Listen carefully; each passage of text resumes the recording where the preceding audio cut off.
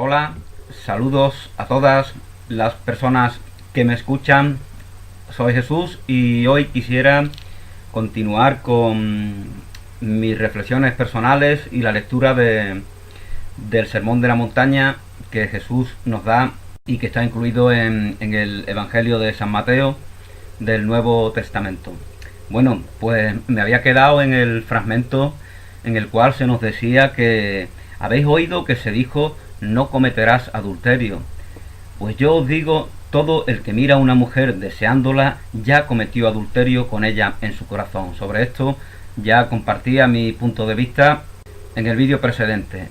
Y tras esto pues aparece un controvertido fragmento que generalmente utilizan pues muchos ateos, agnósticos, escépticos, todo el ejército de cínicos que malinterpreta el mensaje de Jesús porque lo interpreta tal como de la manera distorsionada como generalmente ha sido interpretada por las iglesias convencionales, ¿no? Entonces es lo que yo siempre digo, los ateos, los escépticos, los agnósticos, los nihilistas y todos otro tipo de negacionistas del mensaje de Jesús, lo que hacen generalmente es cuando atacan, cuando insultan, cuando desacreditan a Jesús de Nazaret, lo que hacen no es responderle a él, sino responder a lo que interpretan de él las iglesias convencionales, ¿no? Que como todos sabemos siempre han perseguido y además hasta la muerte siempre han perseguido aquello que ellos llaman herejías, ¿no? Aquello, desde el punto de vista de los herejes, a ver si me entiende, los arrianos, por ejemplo, que llamamos herejes, se les suele llamar herejes en miles y miles y miles de libros que se han publicado. A los arrianos creo que se llama así, a los cátaros, por ejemplo. Desde su punto de vista, desde el punto de vista de los cátaros, por ejemplo, los herejes son los católicos, que son los que están distorsionando desde su punto de vista, desde el punto de vista de estos cátaros o de cualquier otra religión. Ellos son los que están distorsionando, ¿no? Hereje es una palabra para descalificar a los otros siempre, ¿no? Entonces, en cualquier caso, voy a seguir con lo que nos dice Jesús. Si pues tu ojo derecho te es ocasión de pecado, sácatelo y arrójalo de ti. Más te conviene que se pierda uno de tus miembros, que no que todo tu cuerpo sea arrojado a la gehenna. Y si tu mano derecha te es ocasión de pecado, córtatela y arrójala de ti. Más te conviene que se pierda uno de tus miembros, que no que todo tu cuerpo vaya a la gehenna. Bueno, como ya comentaba en algunos de los vídeos precedentes, tenemos que tener en cuenta cuál es el contexto, cuál es la realidad social, cuál es la mentalidad de las personas a las que Jesús está dirigiendo. Son personas que tienen una visión de sus relaciones cotidianas bastante cruda. Ellos, por poneros un ejemplo, de alguna manera es como nosotros que vivimos en un entorno urbano, con nuestros zapatitos, que siempre nos protegen las plantas de los pies. Compararnos con las personas, con el salvaje que vive en el bosque, en plena selva, descalzo, desnudo. Su cuerpo está curtido, su cuerpo tiene una fortaleza que no tienen nuestros cuerpos. Es una persona completamente distinta a nosotros. Todos somos expresión del entorno en el cual vivimos. Eso se llama adaptación. El negro del África negra, el salvaje que vive en una tribu, o el indígena que vive en el Amazonas, es expresión de su entorno. La fortaleza que él tiene es el propio mimetismo con su entorno. Si estas personas las lleváramos, por ejemplo, al Polo Norte, a una zona de mucho frío, pues tendrían dificultades para seguir viviendo. Lo mismo nos pasa a nosotros, los que vivimos en la llanura o próxima a ella, al nivel del mar. Si viviéramos en un lugar de mucha altura, como México, por ejemplo, pues seguramente nuestro cuerpo se resentiría, porque no está habituado, no está hecho, no ha sido concebido para vivir a 2000 o a 3000 metros de altura. Pero bueno, no quiero desviarme del tema. El caso es que Jesús les habla a la mentalidad de estas personas, por eso utiliza ese lenguaje. No te está diciendo que te cortes la mano, ni que te saques el ojo. Está utilizando un lenguaje crudo, para captar, para impresionar a las personas. Está poniendo un ejemplo extremo. Nietzsche, pues de manera cínica, pues decía, evidentemente Jesús, decía el propio Nietzsche, Jesús no te está diciendo que te cortes el brazo, te está diciendo que te cortes otra cosa.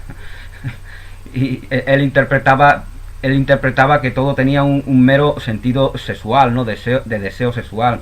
Pero claro, este es el problema de cuando interpretamos. Cuando interpretamos así, estamos dando noticia de nosotros mismos mucho más de la noticia que estamos dando de aquello que estamos interpretando. Y ese es el problema de Nietzsche. Como es un obseso sexual, como es un reprimido, como tiene esos problemas que él ve en los demás y no ve en sí mismo, pues hace esa interpretación. Hace la interpretación de que Jesús le está diciendo córtate el pene. Entonces Jesús habla con esa crudeza. Ya os comentaba en algún vídeo anterior que Jesús tiene un carácter fuerte. Fuerte significa que habla directamente, que no hace concesiones, que no contemporiza, que no ataca a los egos, como decía algún texto canalizado por ahí. No ataca a los egos ni los mima, ni le hace concesiones. Él habla directamente y lo hace siempre con la intención de causar una impresión. Y da igual que le repliquen como le hacen todo este ejército de agnósticos, de ateos, de escépticos, de nihilistas, que repliquen lo que quieran. Ellos le dan continuidad. Esto es como el vestido de la Pedroche, que te guste o no te guste, que te parezca bien, que si es feminista, que si no. Estupendo, a la Pedroche le parece estupendo que hablen de ella, y el año que viene el contrato pues será mayor, ¿no? Su fama será aún más grande, porque todos los que la critican, los que la atacan, Pues con esto de Jesús las comparaciones son odiosas, y esta más que ninguna, obviamente, pero con Jesús pasa igual. Todos los que le censuran, lo critican, lo crucifican de una u otra manera, lo que hacen es promover más su imagen, su mensaje, y también incluso los que distorsionan su mensaje también hacen que perdure la noticia de él. Si tu ojo derecho te es ocasión de pecado, sácatelo y arrójalo de ti. Más te conviene que se pierda uno de tus miembros, que no que todo tu cuerpo sea arrojado a la gehenna. Más te conviene perder un brazo que condenarte eternamente a una ilusión. Ese es el ejemplo que Jesús te está poniendo. Pero Jesús quiere que conserves tus brazos, nuestras manos, nuestros ojos, nuestra voz. Están para compartir nuestra verdad, para compartir amor, para servir a nuestros semejantes. ¿Cómo te va a decir Jesús que te prives de ello? Jesús te está poniendo un ejemplo extremo. A buen entendedor pocas palabras bastan, pero a los cínicos, ateos, escépticos, nihilistas, agnósticos, a los cínicos que distorsionan todo para ridiculizar, eso que llaman ad hominem, ¿no? Que llaman ahora, ¿no? Falacias ad hominem, como los agnósticos, los ateos, los nihilistas y demás, son los hijos de la falacia, los padres de la falacia, la expresión completa, total, y además se enorgullecen de ello, de todas las falacias concebibles. Pues entonces de la manera más falaz interpretan lo que Jesús nos está diciendo, ¿no? También se dijo, continúa Jesús, el que repudie a su mujer, que le dé acta de divorcio. El que repudie a su mujer, que le dé acta de divorcio. Pues yo os digo, esto también va a ser controvertido, ¿no? Pues yo os digo, todo el que repudia a su mujer, excepto el caso de fornicación, la hace ser adúltera. Bueno, creo que es León Tolstoy el que dice que aquí ha habido algún tipo de manipulación, ¿no? Pero bueno, en cualquier caso Jesús nos dice, todo el que repudia a su mujer, excepto el caso de la manipulación, está en ese excepto. Realmente lo que Jesús nos dice es que todo el que repudia a su mujer la hace ser adúltera. La excepción está en el sentido de que aquella mujer que fornica, es decir, que se va con otros hombres, ya por ello es adúltera. Entonces no estamos expuestos a volverla adúltera a ella, si ya de por sí se ha dado, ¿no? Ese es el sentido de excepto. Todo el que repudia a su mujer la hace ser adúltera, y el que se case con una repudiada comete adulterio. Bueno, ya hemos comentado en muchas ocasiones de por qué Jesús es un hombre y no es una mujer. Si Jesús fuera una mujer, nadie le hubiera hecho caso. No lo hubieran tenido en cuenta, si todavía ocurre eso, ¿no? Todos estamos pendientes de las mujeres para determinadas cosas sensuales y tal y cual, pero cuando tenemos que estar pendientes para lo que nos comparten, que puede ser para el aporte que pueden darnos en el aspecto del mundo de las ideas, del mundo de lo metafísico, del mundo de lo trascendente, del mundo de lo filosófico, de lo sociológico, de lo psicológico, como lo quieras llamar. Para todas esas cosas hay todavía muchas personas, incluyendo las propias mujeres, que están predispuestas a desconsiderar lo que las mujeres les aportan. Eso es una realidad. Pero bueno, de esto os hablaba en el vídeo que hice sobre mansplaining, en el cual criticaba este concepto y además subrayaba el aspecto en el cual tiene razón, ¿no? Entonces, como os comentaba, no hay otra opción que sea Jesús, el referente, el maestro al cual vamos a prestar atención. Os recuerdo también que la propia Iglesia Católica, en la figura del Papa Juan Pablo, proclamó, esto es muy importante, proclamó el valor de corredentora, de persona corredentora, que significa que está a la altura del Redentor. Fijaos esto, lo trascendente que es, y por eso algunos ultraconservadores del catolicismo lo criticaron. Juan Pablo II, el Papa, proclamó a María, la Madre de Jesús, como corredentora de la humanidad. Y esta proclamación es muy importante, porque fijaos que es poner a la Madre de Jesús a la altura de su Hijo. Y los que lo critican se ven también en el problema de decir que tampoco la pueden poner por debajo, porque María, según su punto de vista, que magnifica la virginidad, la castidad y todo, la pureza física también, según ese punto de vista, María no está mancillada en ningún sentido. Por lo tanto, es expresión de esa misma pureza que expresa el Redentor, con el cual ellos se oponen, pero luego tiran la piedra y esconden la mano, ¿no? Como dice el refrán, ¿no? Para el valor de María, yo os remito al libro de los diálogos de un curso de amor. Creo que es la jornada 12 o 13. Ahí se habla del camino de María. Y del camino de María Magdalena, pues de eso también he hablado yo en algunos otros vídeos, ¿no? Que en los vídeos que hice sobre el manuscrito de María Magdalena, canalizado hace algunos años. Bueno, pues nos decía Jesús que el que repudia a su mujer, que le dé acta de divorcio. Eso fue lo que se nos dijo. Y yo os digo, continúa Jesús, que todo el que repudia a su mujer, excepto el caso de fornicación, la hace ser adúltera. Adúltera es el pecado, la falta, el error que cometemos los que somos, o que podemos cometer los que hemos llegado a la edad adulta. Por eso de ahí viene adulterio. Adulterio viene de adulto. Si eres niño, por eso nos dice Jesús que seamos como niños, que aprendamos de los niños. Obviamente no estás expuesto a cometer la falta de adulterio. Habéis oído también que se dijo a los antepasados: no perjurarás. Bueno, yo creo que pienso yo que es un tema controvertido sobre el adulterio, ¿no? Pero fijaos que viviendo en armonía, viviendo en la aceptación, viviendo en la valoración de sí mismo, viviendo desde el amor, permitiendo que siempre sea nuestro motor que condiciona nuestras emociones, el amor, la aceptación, la valoración de nosotros mismos, es completamente imposible que se nos dé una relación con una persona del sexo opuesto que no dé fruto, que no sea significativa, que no se dé en armonía. El conflicto viene, el roce, el enfrentamiento, la ruptura viene en la misma medida en la que ya todo eso estaba latente cuando se concibió la relación, donde había unos elementos en los cuales no había aceptación, porque se establecen relaciones en el mundo en las cuales se busca compensar. Yo no me doy valor a mí y por lo tanto me relaciono con los demás buscando que ellos o ellas me den a mi valor. Y desde ese paradigma es, desgraciadamente, desde el cual se dan muchas relaciones en el mundo, que no están basadas en la aceptación, en el fluir natural de la vida.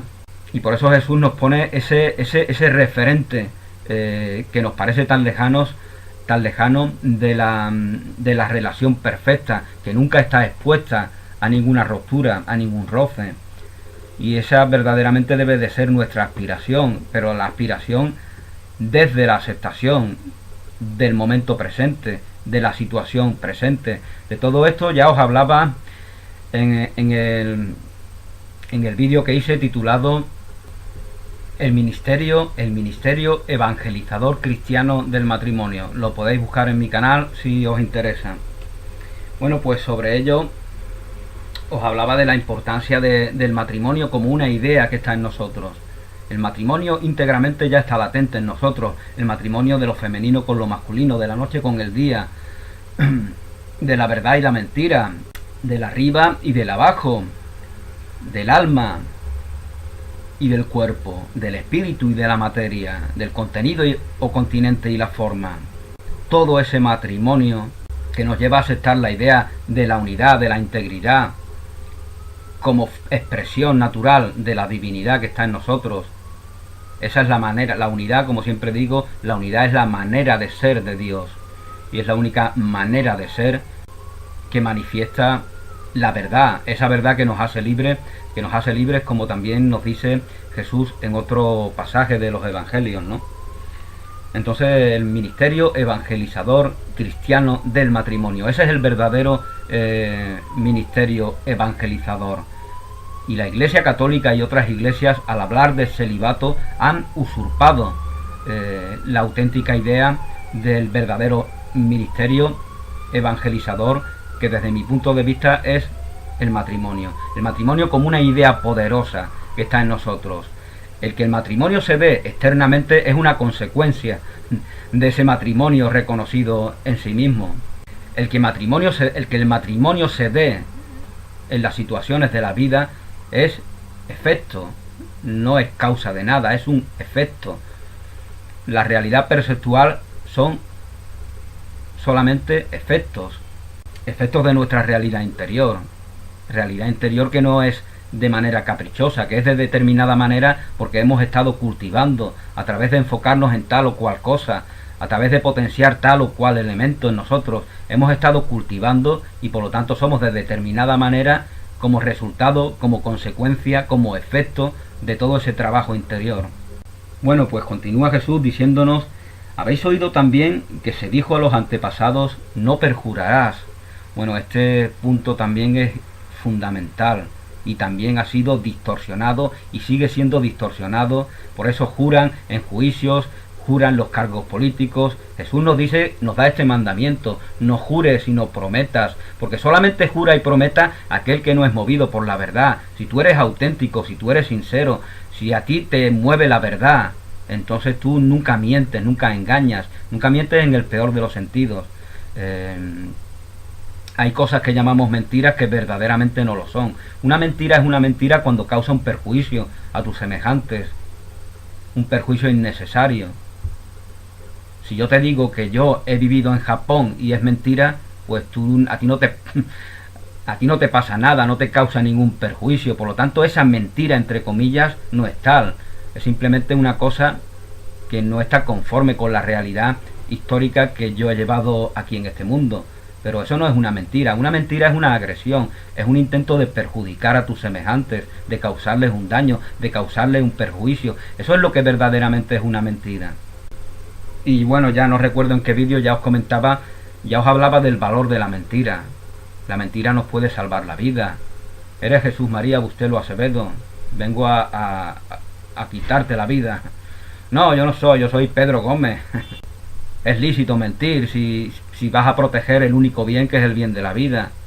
Eso no es una mentira, porque eso no causa un perjuicio, eso causa un beneficio. Entonces es importante que dejemos esto claro. Una mentira es aquello que causa un perjuicio, aquello que agrede a nuestros semejantes. Habéis oído que se nos dijo a los antepasados, no perjurarás, sino que cumplirás al Señor tus juramentos. Pues yo os digo que no juréis en modo alguno. Es un mandamiento que nos da Jesús. Nunca debes de jurar. Y prometer es una forma de jurar. Significa exactamente lo mismo. No tengo que prometer nada a nadie. Se nos pide una promesa, aquel que nos pide una promesa es porque duda de nuestra palabra, es porque duda de nuestro afecto, es porque duda de nuestra verdad.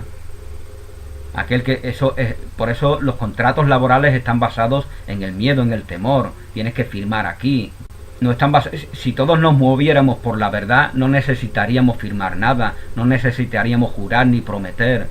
Eso es lo que Jesús nos está dando a entender. Nos está invitando a llevar a nuestra mente una conciencia superior, no a una conciencia baja que necesita justificar los errores del pasado, que necesita justificar las inercias, las malas inclinaciones, la necesidad de ocultar, etcétera, etcétera, como hacen aquellos que a los cuales no mueve la verdad y por eso llevan una doble vida. Engañan a los demás porque se engañan a sí mismos. La consecuencia de engañar a los demás, la causa de engañar a los demás, es el engaño que inconscientemente nos hacemos a nosotros mismos. Bueno, pues nos decía Jesús: yo os digo que no juréis en modo alguno, no juréis en modo alguno, ni por el cielo, porque es el trono de Dios, no jures por el cielo, eso es una blasfemia, eso es usar a Dios para tus mentiras. Fijaos la bajeza a la cual se llega, la mentira de no permitir que la verdad te haga libre. No juréis por el cielo, porque es el trono de Dios, ni por la tierra, porque es el escabel de sus pies. No está diciendo que la de tierra sea algo despreciable. Si lo interpretamos así, es como si interpretamos que el gorro, el sombrero, es algo elevado y los zapatos son algo despreciable. Tanto valen los zapatos como el sombrero. Los zapatos son para los pies y el sombrero son para la cabeza. La tierra es la tierra, el cielo es el cielo. Tanto vale lo uno como lo otro. Para Jesús, para el hombre consciente, para el hombre despierto, para el hombre que es movido por la verdad, es movido por el amor, la tierra es el cielo en la tierra. Y por lo tanto no hay diferencia, no hay dualidad. Y esto concuerda con la filosofía advaita, ¿no? La filosofía de la no dualidad. No se trata de eliminar la dualidad de las apariencias, se trata de movernos en ellas, movernos a través de ellas desde la conciencia de la unidad, desde la conciencia de lo que trasciende esa necesidad de que la dualidad nos condicione de manera limitante. No juréis por el cielo, porque es el trono de Dios. No juréis por la tierra, porque es el escabel de sus pies.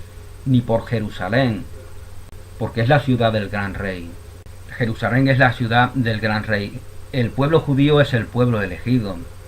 Es un error decir que los judíos han negado a Jesús, solo porque lo hayan hecho durante muchos siglos. Desde mi punto de vista, también las iglesias convencionales generalmente han negado a Jesús, puesto que no han entendido su mensaje, con lo cual están en el mismo nivel. Si tú niegas a Jesús de manera explícita, o si lo niegas distorsionando sus palabras, usando su filosofía para justificar tu violencia, tus mentiras, tus ataques, tus pecados ocultos, entonces tú estás haciendo exactamente lo mismo, si es que no estás haciendo algo peor.